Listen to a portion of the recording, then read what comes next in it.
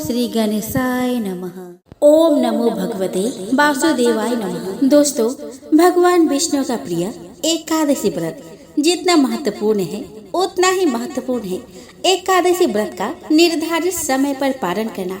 प्रातः काल स्नान करके पुरुषोत्तम भगवान विष्णु की आराधना करने के उपरांत व्यक्ति को अपना उपवास उन्हें अर्पित कर देना चाहिए और इस व्रत के पुण्य प्राप्त करने के लिए व्रत के पालन के साथ भगवान श्री हरि का स्मरण करना चाहिए।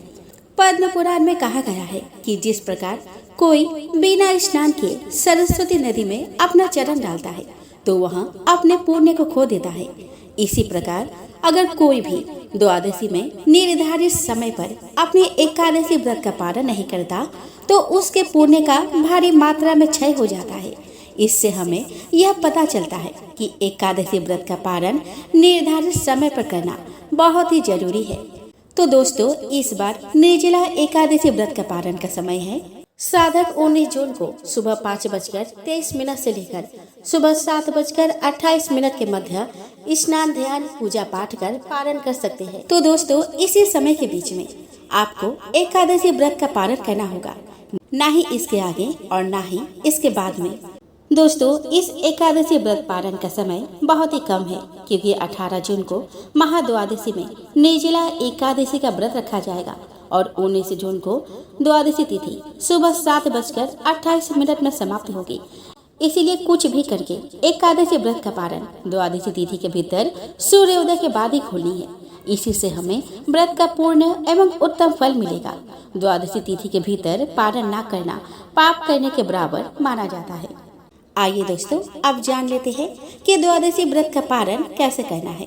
दोस्तों, निर्जला एकादशी के व्रत का पालन पूरे नियम के साथ किया जाता है। व्रत पालन वाले दिन सुबह सूर्योदय से पहले उठकर स्नान करके साफ कपड़े पहनकर सूर्यदेव को जल दे। द्वादशी तिथि पर व्रत खोलने से पहले व्रती को भगवान विष्णु की पूजा करनी चाहिए।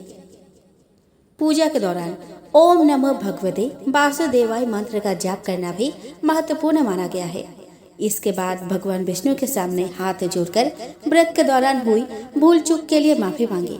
उसके बाद पारण का समय आने पर भगवान के समक्ष जाकर इस प्रकार बोले, मैं अज्ञानता के अंधकार में हूँ। हे केशव, हे प्रसन्न मुख भगवान, दोष रहित व्रत से प्रसन्न होकर कृपया मुझे ज्ञान चक्षु प्रदान करें। इस प्रकार भगवान से प्रार्थना करके इस निर्जला एकादशी के पुण्य फल को भगवान को समर्पित करिए। भगवान को शुद्ध एवं सात्विक अन्न का भोग लगाइए।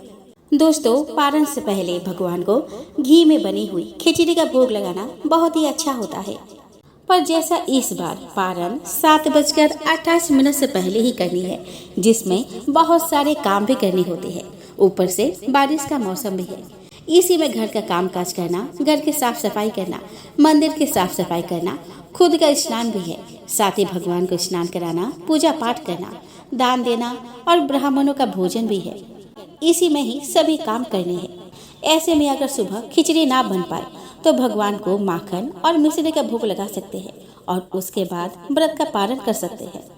उसके बाद आप शुद्ध एवं सात्विक भोजन बनाकर भगवान को भोग लगा सकते हैं।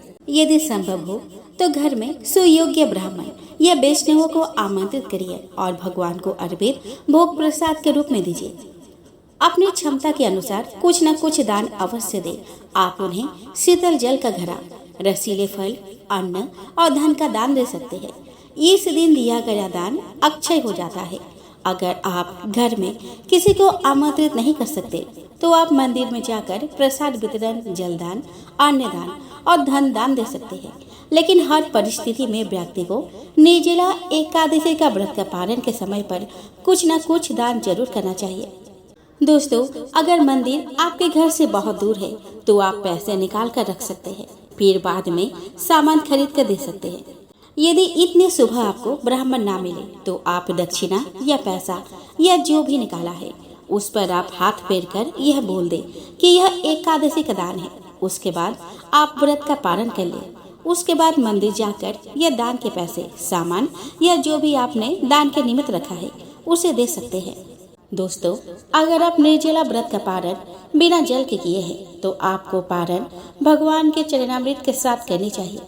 उसके बाद आप नारियल पानी, गुड़ का पानी, नींबू पानी ले सकते हैं। इसके 2 से 3 घंटे बाद आप हल्का भोजन ले सकते हैं, जैसे दलिया, खिचड़ी, दही आदि। तो दोस्तों, आज के लिए इतना ही।